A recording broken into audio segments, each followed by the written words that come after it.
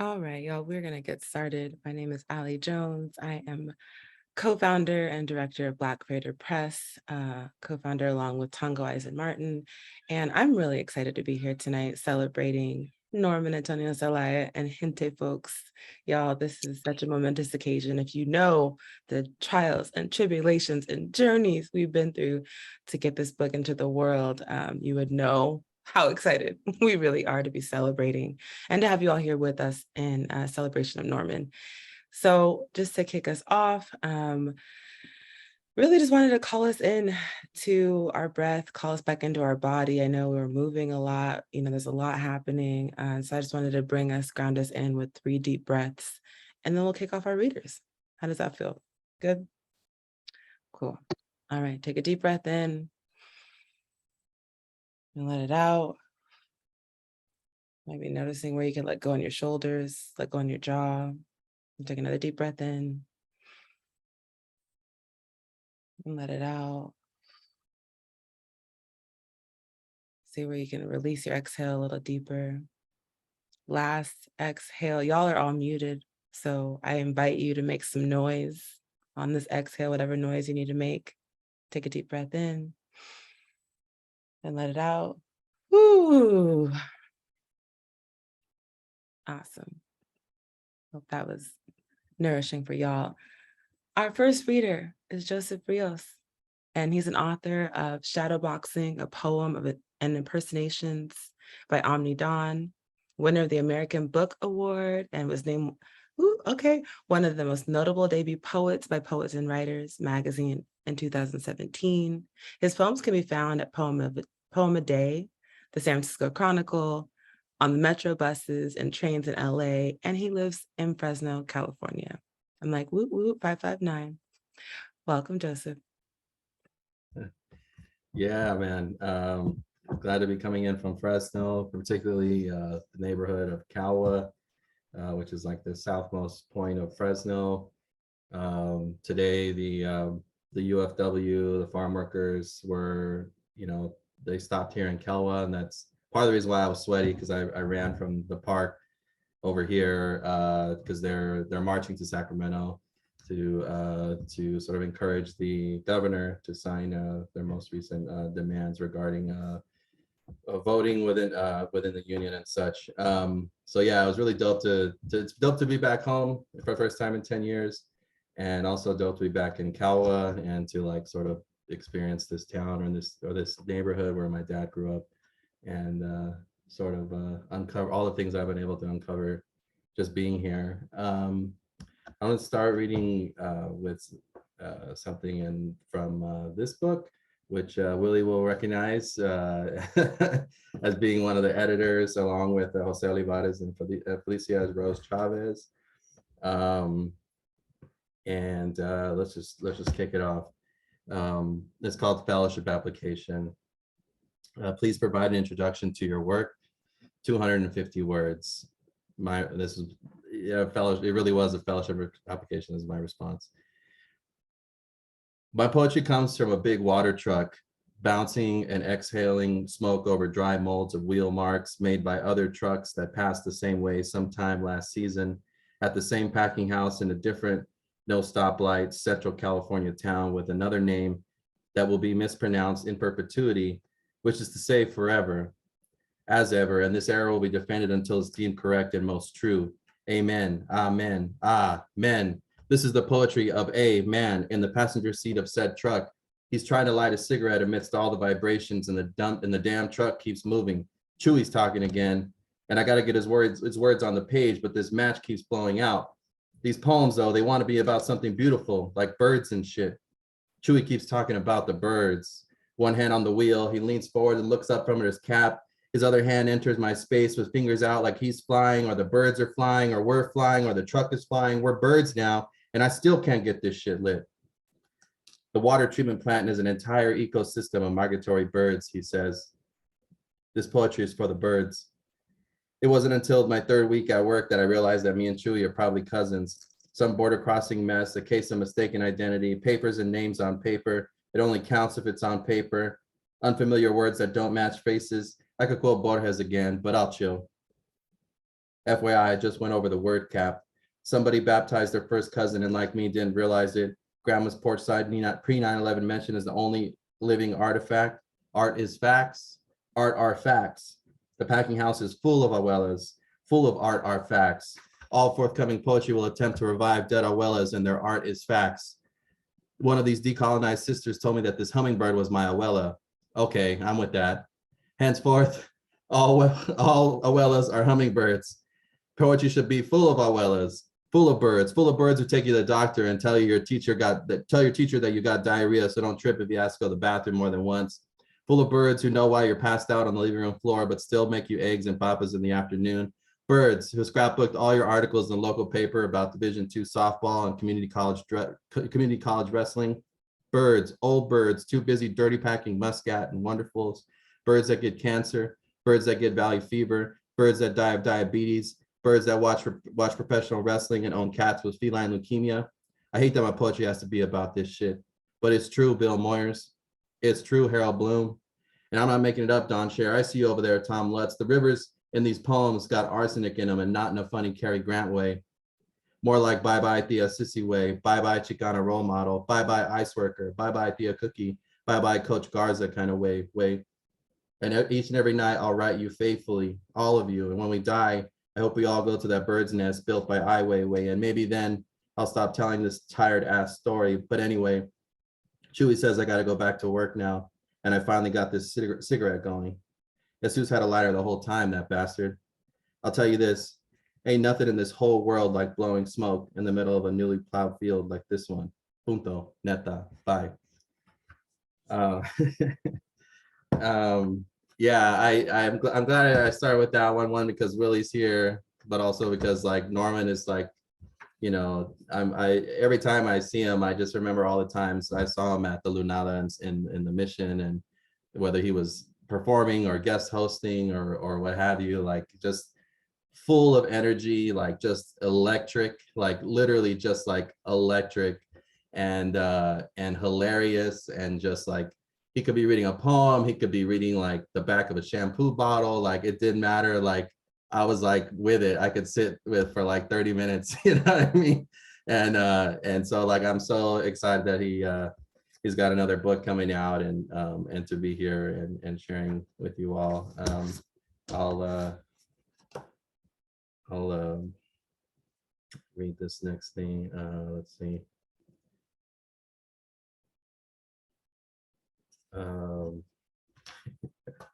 Yeah, man, I was just like, I just remember laughing so damn much. Like, even if he just introduced the fool, like before the reading, like he didn't have a bio. He just like made shit up. This one's called Little Anthony on the Outside, and in here and other parts of the Southwest, there's sort of low key, high key dedicated to Art LeBeau, the radio DJ. Car speakers. The town I live in is lonely. The Midnighters. Why can't we live together? Timmy Thomas. The love we had stays on my mind. The Dells. Be thankful for what you got. William Devon. The world is a ghetto. War. It's okay. The sun glows. To be loved. Jackie Wilson. The world is a ghetto. War. It's okay. The sun glows. To be loved. Jackie Wilson. It's okay. The sun glows. To be loved. Jackie Wilson. I reach for the dial and discover I can bend the moonlight by turning the dial on this old radio. Art LeBeau talks to a man who claims to be from Avenal, California. It's his little girl's birthday and he's missed a few. He asks for the stylistics, you know the one, you're a big girl now. The producer tells Art, nobody's really from Avenal. The producer reminds Art, you know, no one's really from Avenal. I reach for the dial and discover I can bend the moonlight into a glowing, smiling now or crying later crescent just as easily by turning the dial on this old radio. I'm driving out near San Joaquin because I didn't know what else to do. A man tells Art LeBeau he's lived in Corcoran for 11 years, hasn't been out just as long. He requests a song by the Dramatics, the one about rain. So I can remember, the Corcoran man says. I reach for the dial and discover I can bend the moonlight so it enters the window of his car, through the passenger side and onto my girl's face, and damn, she looks fine. We're on the 46 headed to Pismo, gonna make a fire and camp out there on the beach real romantic like. A man from Wasco tells Art he's been away so long. His old lady of 8 years got a new dude up in the house, but he's not even tripping. The Wasco man requests the song Daddy's Home by Shep and the Limelights. The producer tells Art, nobody's really from Wasco. The producer reminds Art, no one's really from Wasco. Art, he says, you've been misled. Art, tell me, why do you insist on taking calls from these jokers? Art, I reached for the dial long ago and discovered I could bend the moonlight by turning the dial on this old radio. In the proper frequency, the light reaches towns you and I have never seen, like Wasco, like Avenal, like Corcoran, others like Kern, like Chino, like Centinela, like Chowchilla, towns where corporations profit from caged human beings. This light jumps fences. It enters through the thickest of concrete walls. It opens locked iron doors, producer. The light hasn't need for windows. A good Catholic recalls the rule of intercession. I ask, what is it called but a prayer yet to be answered? The caged birds pray and Art intercedes. I carry their plea. I awaken the memories cataloged in the vinyl ridges of each song. I am the needle under the master's hand. I think, I don't know if I'd have hit the 8-minute mark by now, but I don't know if there's, I guess I'll read a shorty.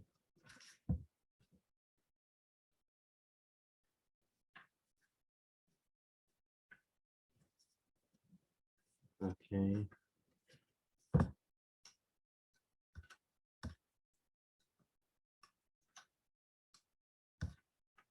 Okay, so this is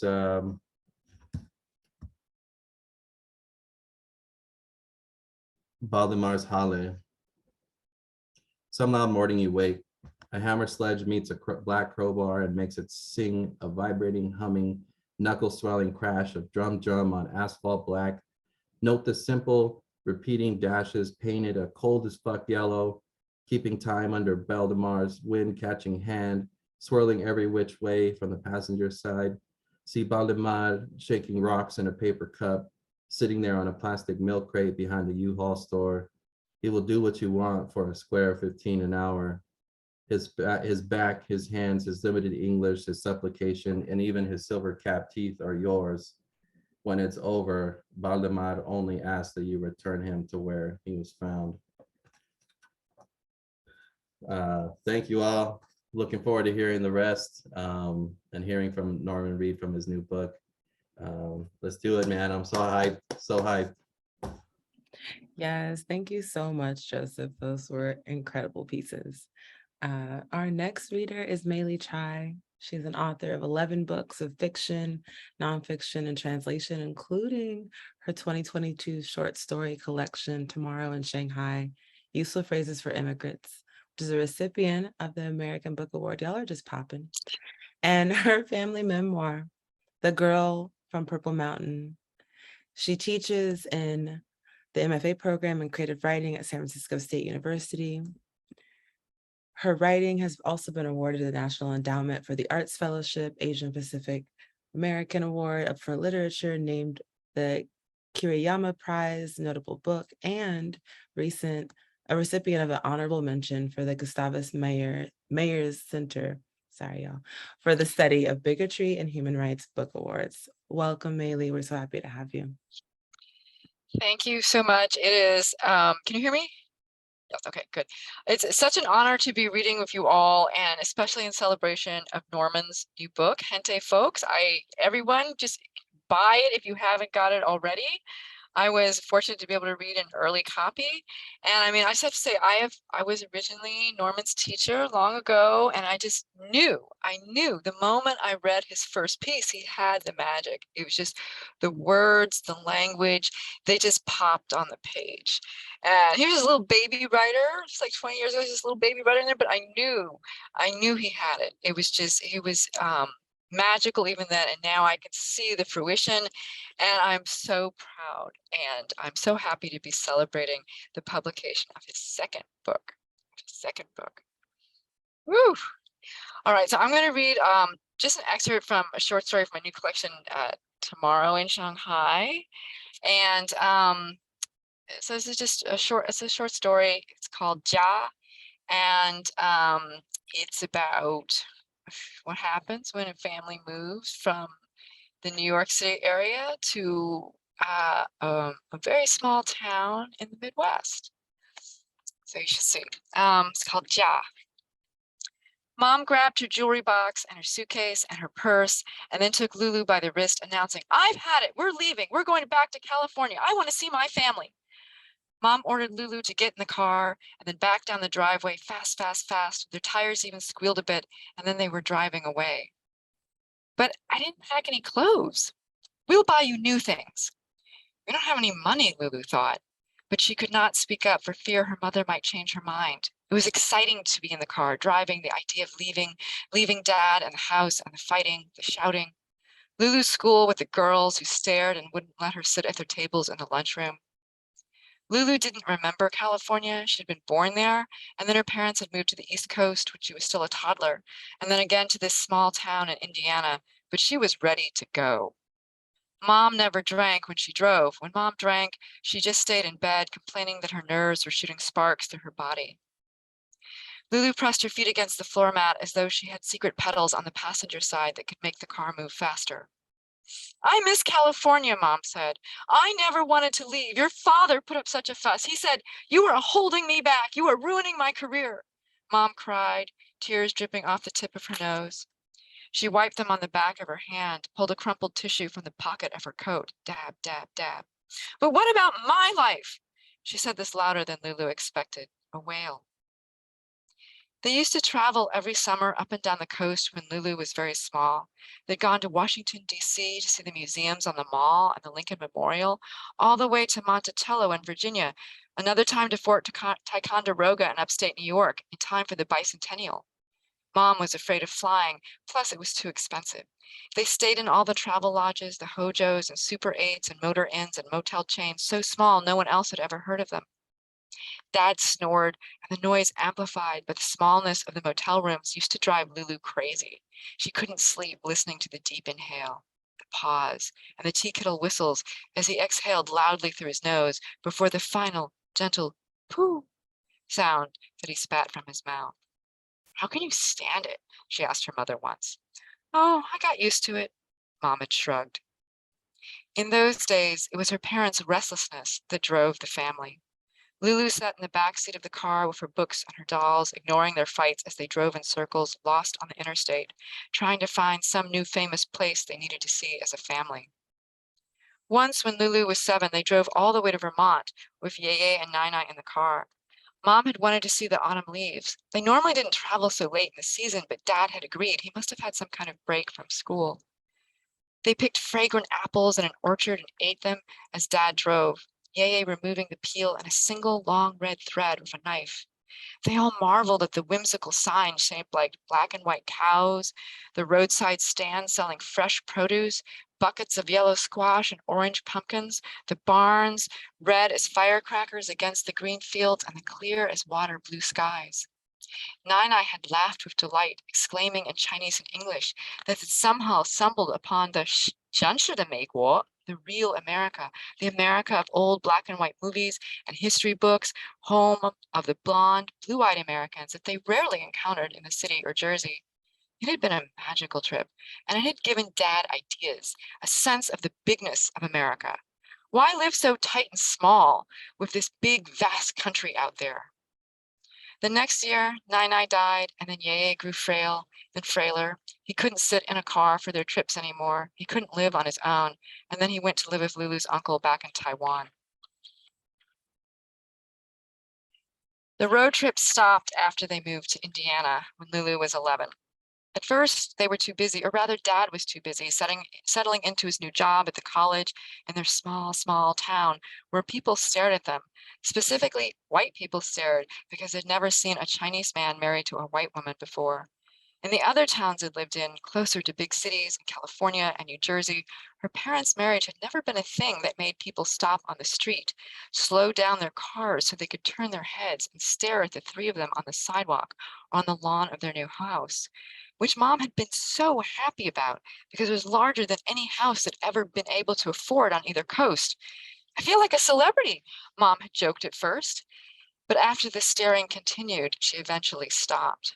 "It's 1981, for Pete's sake," Dad said. They used to go to Indianapolis every weekend after they first arrived. It was only 50 miles north. Dad missed Chinese food so much, and their town didn't have a Chinese restaurant. They found a restaurant in Indy that Dad liked, not as good as the ones they'd found in Chicago, but Chicago was too far to go often. In winter, there were blizzards, the sky clouding over with thick, fleecy clouds, and what started as flurries could turn to a blizzard with wind and snow that blew in all directions. One Sunday in November, they'd driven home from Indy and been stranded overnight in a highway rest station 2 miles from the exit to their town. In the last 20 miles, the storm had come up, defying all the meteorologists' predictions, and they'd crept along the interstate in a caravan of cars and trucks for hours, moving less than 5 miles an hour. After that, Mom didn't want to go anywhere. Everything made her nervous. The wind was too strong, the clouds were menacing, or the trucks were too fast, the drivers were reckless. They're going to run us off the road, Mom wailed, covering her eyes with her hands, praying loudly. Turn back, Walter, she implored Dad. Oh, let's go home. But if winter was bad, spring, summer, and fall were even worse. There were the thunderstorms that could flood the roads or turn to hail in a heartbeat, or worse, send tornadoes and funnels of death to wreak God's havoc on the wicked earth. Lulu learned to read the sky. The greenish-yellow bruises appeared in the clouds, and she'd know a storm was coming, and they could turn around in time, return to their home, safe. When they were trapped in their town, her parents grew more tense. They argued, their voices circling the rooms of their house. Someone in their new town dumped garbage on their lawn for 3 months until it started snowing. At first, Lulu's parents thought it must have been the wind, knocking over their trash cans on the curb, spreading the trash from the torn bags for all to see. Funny that the rest of the neighbors' trash cans were in place, but the wind was unpredictable like that. And hadn't they all heard the wind that had went before they'd gone to bed, rattling the glass in the windows, whooshing through the trees? Then the next week it happened again. Dad secured the trash cans in place with concrete blocks placed inside under the trash bags with rocks on the lids, so there'd be noise enough to wake him, her mother, Lulu, if someone tried it again. Then other people's trash started appearing on their lawn. The first time Lulu followed her father with an open hefty bag as her father, armored up in gardening gloves and his Yankees cap, bent over and picked up the soggy, empty packages of Jolly Green giant frozen peas, cans that once held Campbell's cream of mushroom soup, the boxes of Kraft macaroni and cheese and no brown corn dogs. Their neighbors ate crap, Lulu realized. She glanced at the neighbors' houses, scanning for a crack in the tightly drawn drapes of the elderly couple who'd squinted at her without saying hello when they'd first moved in.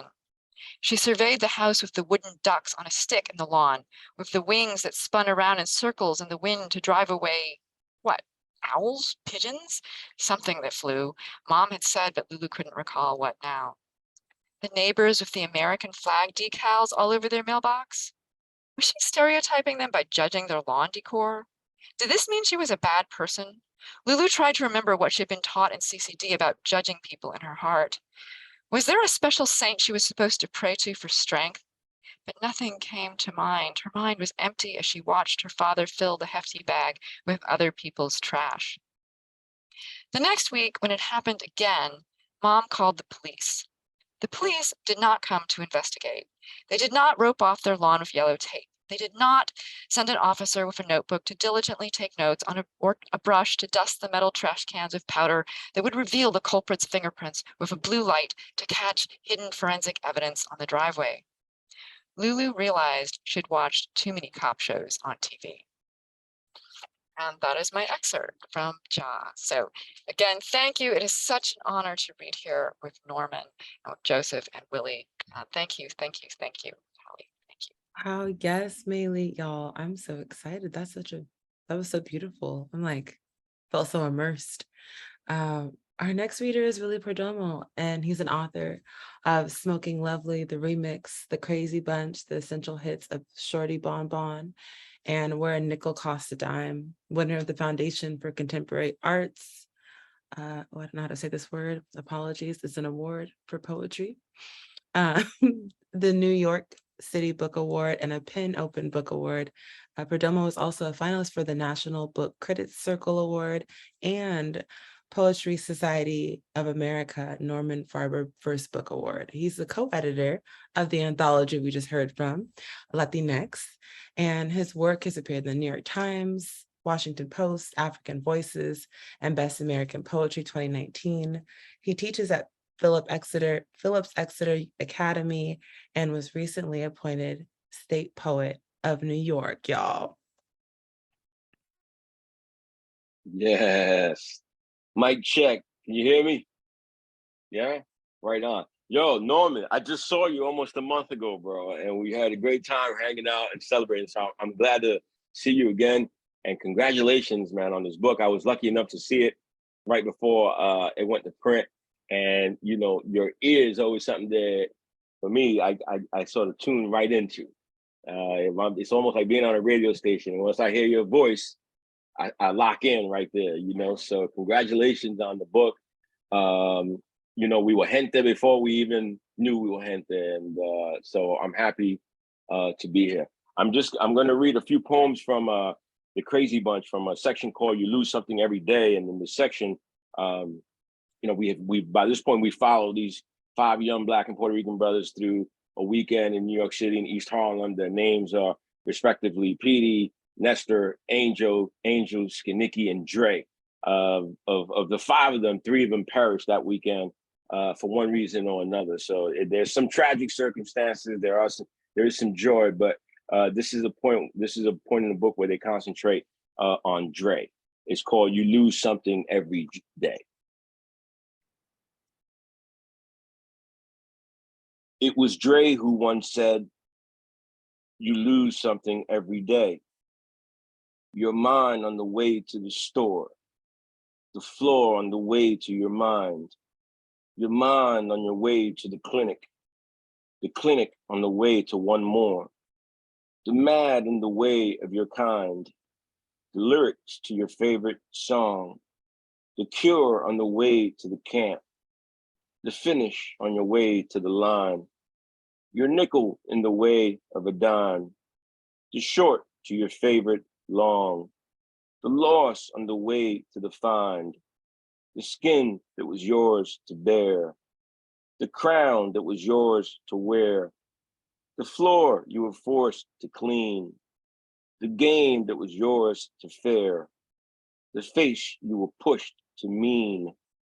It was Dre who once said, "You lose something every day." Revival. Another Saturday night revival down the block, and a pulpit full of born-agains 2-step past the chicken slaughterhouse. Full moon, and we still couldn't see each other, still couldn't reach that upper air. In the same breath, we discovered that you can't be Jesus' son when you're in front of a gun. Pamphlets and speakers circulated the word, and saving us was never on the court's docket. Oh, crackling tombstones. Devil, the sister sang, don't get dressed because you ain't invited. Dre spit to the tambourine. I get baptized in the sunrise, get realized in the wise and wise. The Reverend spit too. Cleanse the street off, you son. Stop your life lie. Come and brave this damnation. Do or die, as you say.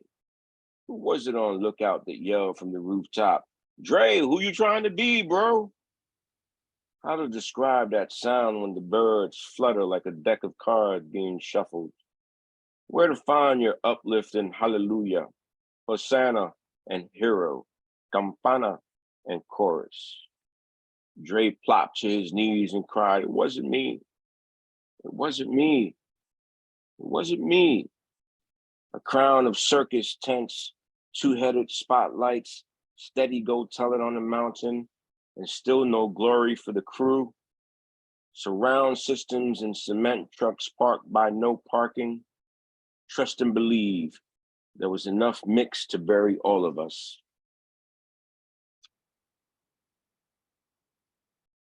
Each one teach one.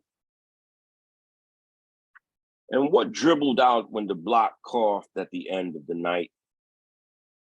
A Superman action figure, purple 5 food stamps, Golden Glove wannabes, Mighty Mouse cheese lines, a Dapper Dan Gucci watch, a ticket to the celebrity club, a bevy of Yamahas throttling down 7th, a dope MC at the rooftop, a woo-ha trope and a skate key stopper, Claw's cankered forearm, Mickey's pigeon coop, Abuelita's chicken soup, the parade float, the honey on the float, the honey right off the boat, straight sentences, no please, a rat cheesing in the garbage, a sunset surfing the Harlem line, tenant patrol flyers, a silent accomplice, a firefly in the jar, a pair of faded jeans, a portrait in lattice,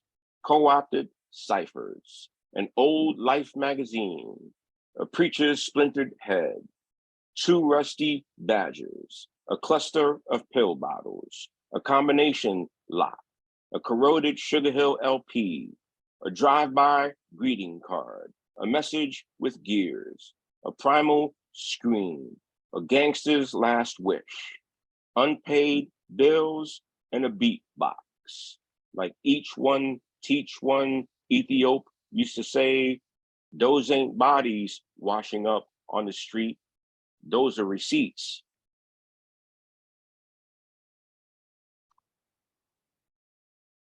And I'll finish with this one. It's called Freshly Dipped.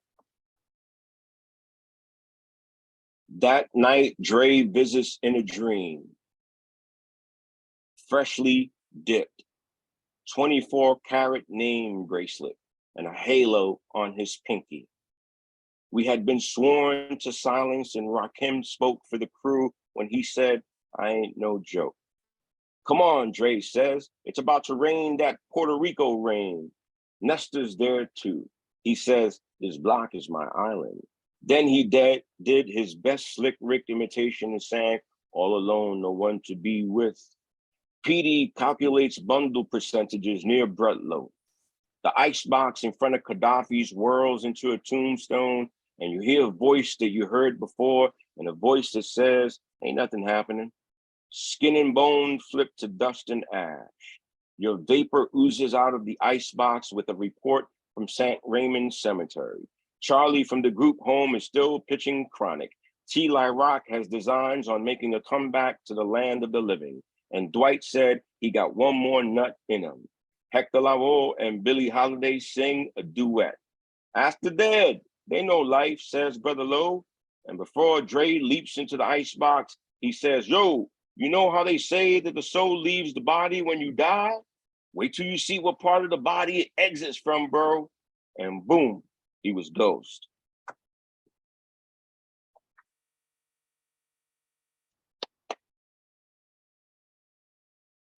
Thank you so much, Willie. Oh my gosh. Wow. Each reader, that's just beautiful. It's fitting. All right, y'all. So let's clap it up, snap it up, emojis for Norman. I'm going to read his bio, and I want us to get prepared. Norman Antonio Zelaya was born and raised in San Francisco, California.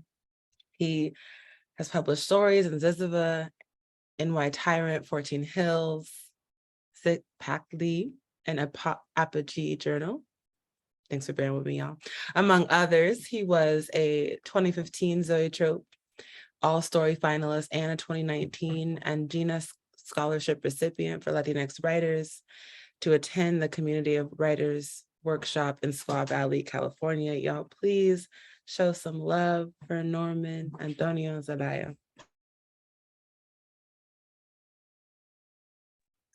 Thank you, everyone. Thank you. This is amazing. This is amazing. Folks in New Hampshire, Fresno, California, San Francisco, the East Bay, parts unknown. This is unbelievable. So this is what it feels like to be in the 20th century. I'm in the future, everybody. I'm in the future. I don't have much of a digital footprint.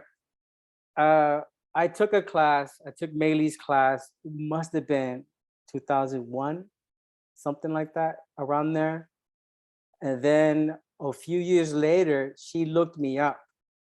Um, she had such faith in my writing. She said that she would pop into bookstores and see if my, name happened to be on spines. And she looked me up in the phone book, in the yellow pages, not the digital phone book, the 5-pound phone book. And I was in it. I was in there. So happy to be in there. Me and Nathan Johnson. Nathan Johnson, ladies and gentlemen. Google him. Nathan Johnson from the Jerk. No? Anybody? Get some late 70s culture. Googlealo. But I'm excited to be here. And I just have to thank Maylee, Joseph, and Willie for doing this. This is what I've imagined myself. This is what I've dreamed of doing since I was 15. Be a part of this lineup of award-winning writers who continue to put out magnificent work, recognized in their communities and across the country.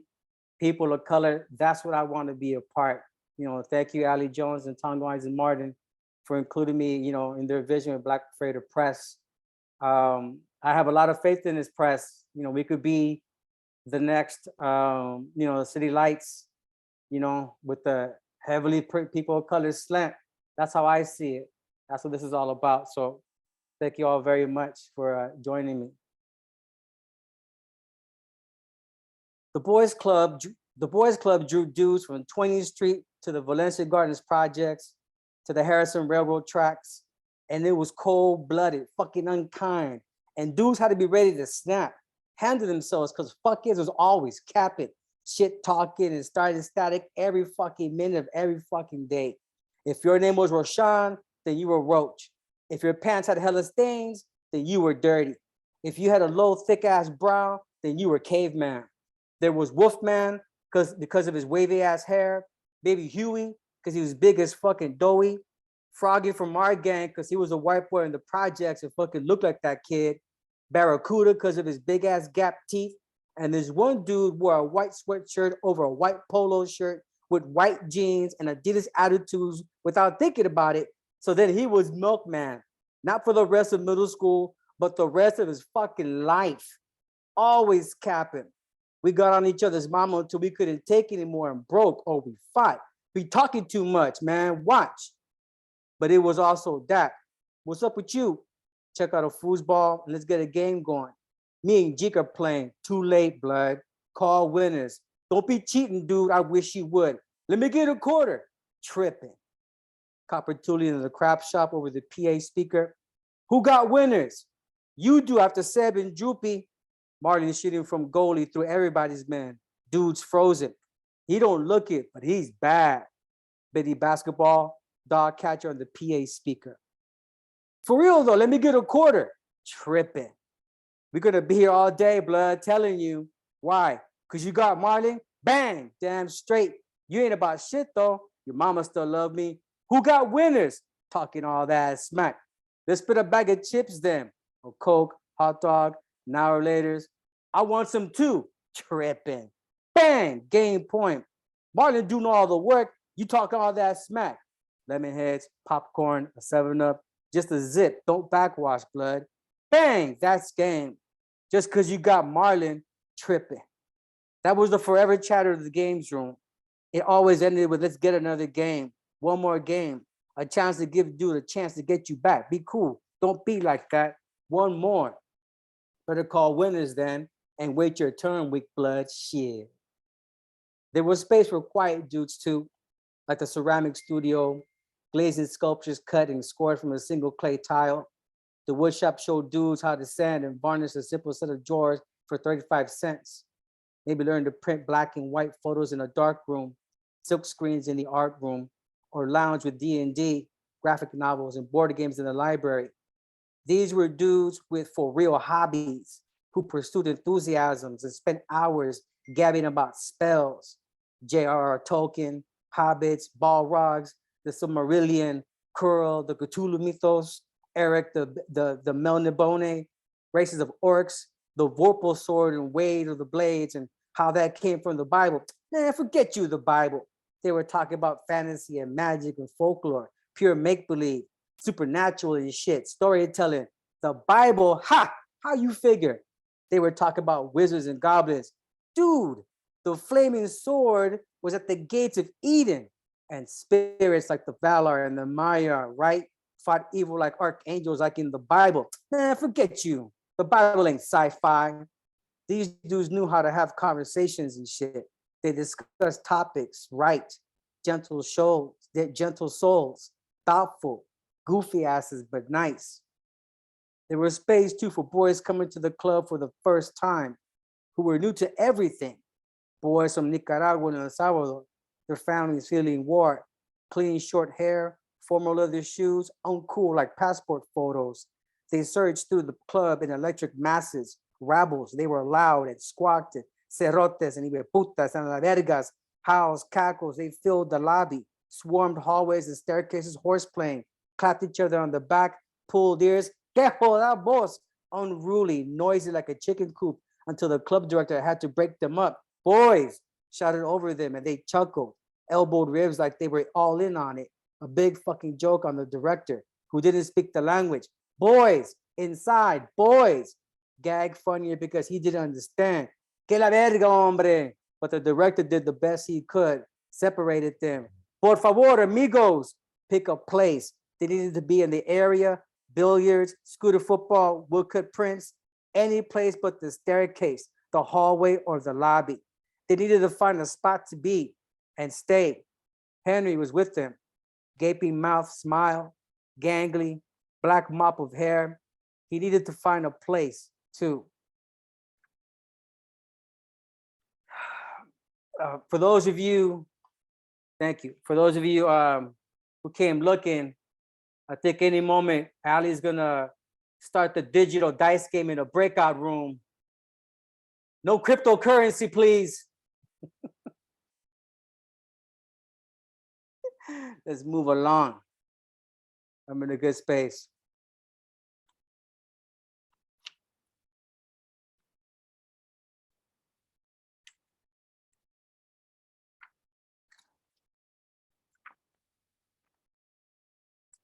I lean on my elbows on a folding table to read news on my phone. A dryer door slams across from me. I don't look up. Then coins click as they fall into a slot.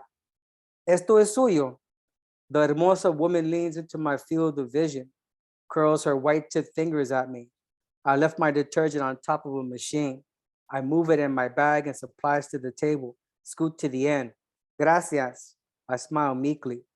An older man, thin and dressed, Tejano style with a waxed and curled, way too black mustache, is chatting La Hermosa up, hovering over her. He's explaining songs that he's written. He's been writing lyrics since he was an adolescent. He kept them in a notebook that he rolled up and hid under his mattress, ¿verdad? He was embarrassed to let anyone know that he wrote, that he had such ambitions, tú sabes. He pored over the pages in moments when his father and brothers were out in the fields, heads in a tractor, busy with a thresher. And he stole it away to get a drink of water, use the bathroom, whatever excuse got him back to the house where he could scribble even for a few moments. His soul was in those pages, thoughts he couldn't share with anyone. Ay, qué triste, she says. Qué lástima. What a pity. He must have been so alone holding all those thoughts in, she says, as she sorts clothes. Esto es suyo. Perdón. I don't realize he's talking to me. You who. La Hermosa shakes a blue basket at me. I gesture no. You who is funny, I think. Who says that anymore? The middle-aged Tejano leans in.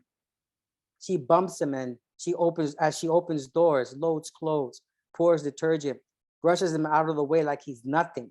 He's on her hip, lightly steps around her, talks about all the years those songs spent tucked away, unread, unsung, unheard, waiting for the person meant for their unrequited love.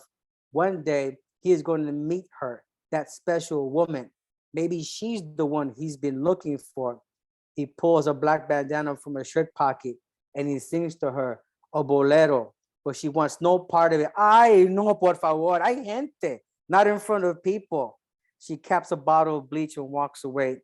He follows her, explains the song. He wrote it for a girl he knew in his rancho. She always wore a pretty yellow dress, and she saw her pass on the road each day as she went to the mill accompanied by her sister. He smiled at her, but she never smiled back. He said hello, but they never spoke until one day she looked at him and he understood. He cleaned up that afternoon when the workday was done and went to her house with a handful of posies. Buenas tardes. Me llamo Jose Rogelio Ruiz y Picasso. And that was all he was allowed to say before the father told him to never return. He was never going to be welcomed back there. Young Jose Rogelio didn't understand until one day he learned the story about the feud between his father and the girl's father. They would never, could never meet. Por favor, Romeo, Julieta, Ruiz y Picasso. I know that old story. It's been done before. La Hermosa spins away, drums the table with her shiny fingernails. Her very big nalgas are propped in his face. Nothing flirty or teasing. It's more like talk to the ass. No me joda vos. Man, sweating. I just want to say one last time to thank you, Meili, Joseph, Willie, for being here with us. I'm very happy and honored to call you my peers, my colleagues, my friends, my mentor, my teacher. Ali, thank you for hosting this event. And for everybody out there in the ether who were kind enough to join us for this hour. This was fantastic. I'm very happy that it's being recorded for posterity. So one last piece, and then I will let you all go.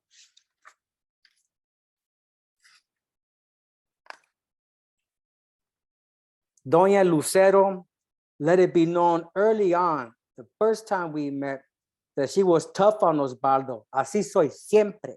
When she had to, she raised her voice with him. She was mano dura because she wanted him to be raised with educación. She all along was bringing up Osvaldo because that's the way things had turned out. Desgraciadamente, the boy's father was a good for nothing and only came around when his vices permitted him. When he wasn't too busy with his women or su licor, el cabrón que es, bastard. Perdóname, maestro, pero yo hablo así. That had always been her manner of speaking. Francamente, con la verdad, she said, with the truth, sin pelos en la lengua. And I bowed my head knowingly, of course, señora. And I urged her to continue with an open hand, por favor. Bueno, maestro.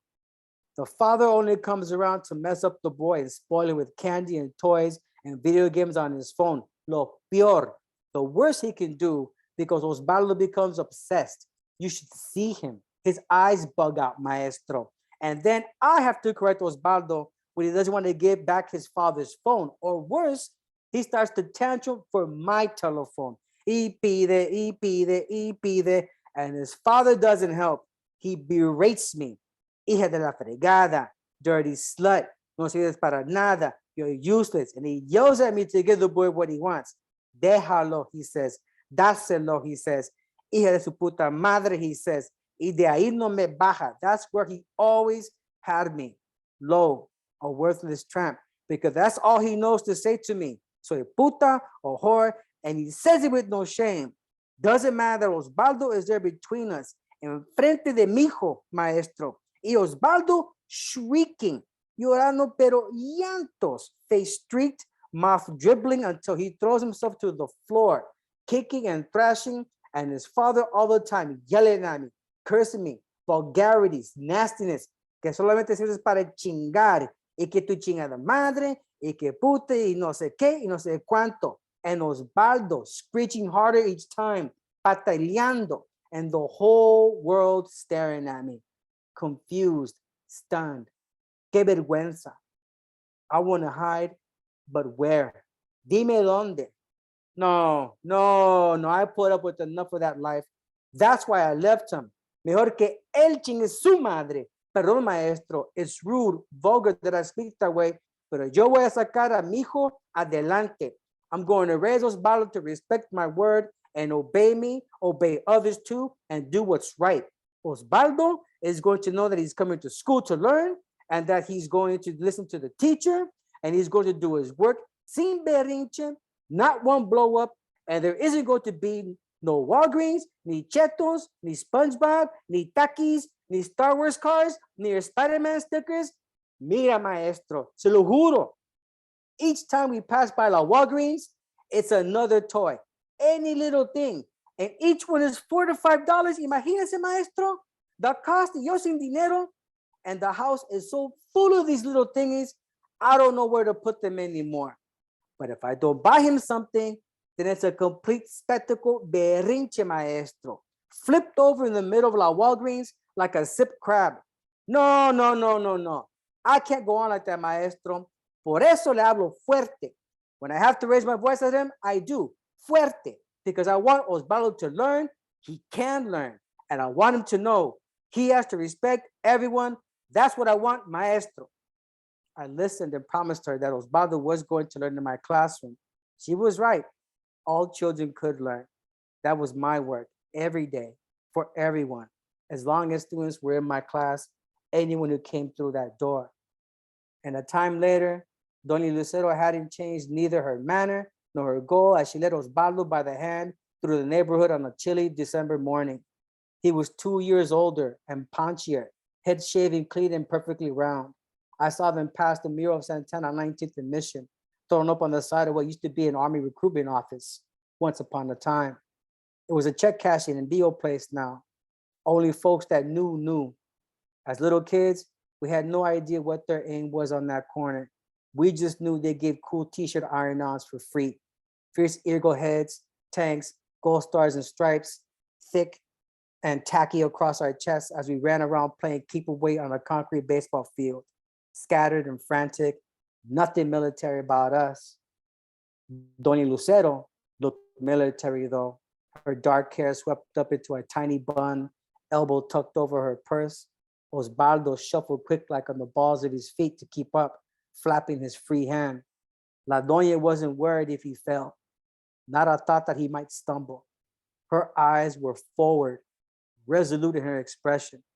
They had somewhere to go, man, and she was getting them there. The word was pertinacious. Thank you all very much for joining me. Thank you very much. Gente, folks. Yes, thank you, Norman. That was so beautiful. I wish you could have seen our facial reactions and the giggles. Really just appreciating you and this work and the necessity of this work in the world. We're so excited to be the press publishing and really just continuing to support you. Again, thank you, Maylee. Thank you, Joseph. Thank you, Willie. Thank you, folks who have come out tonight. And so much love to you, Norman. Congratulations. Thank you, everybody, for joining. Thank you. Hope to see you all soon in person. Gracias, Papa. Gracias. Gracias, Broki. So Thank dope. you, Maylee. Thank you, Joseph. And thank you, everybody. I see you, Abel. I see you, Abel. That was awesome. Columbia Awesome. Park crew. I love her hearts, yes.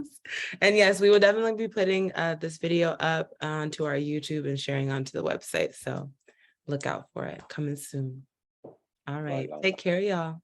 Peace. See you.